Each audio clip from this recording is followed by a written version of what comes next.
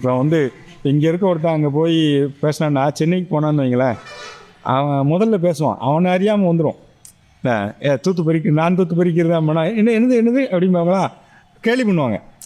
தூத்து பெருக்குடா, நீ தூத்து பெருக்குடா, 4 பேர் கேலி பண்ணா, சே இனிமேல் இந்த வார்த்தையை க்ளீன் பண்ணுங்கிற வார்த்தையை சொன்னோம். அது வந்து பெரிய தவறு. அது கேலி பண்ணுறதுங்கிறது வந்து மிகப்பெரிய தவறு. ஒரு ஒரு வட்டார மொழியை வந்து கொச்சைப்படுத்துதல், அது கொச்சை அல்ல, கொச்சை அல்ல.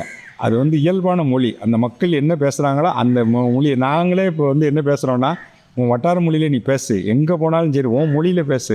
அது வந்து ஒன்றும் கௌரவ குறைச்சலாம் கிடையவே கிடையாது. இன்றைக்கி இருக்கக்கூடிய இளைய தலைமுறை தன்னுடைய சொற்களை பாதுகாக்க வேண்டும். நம்முடைய வட்டார சொற்களை பாதுகாக்கணும்.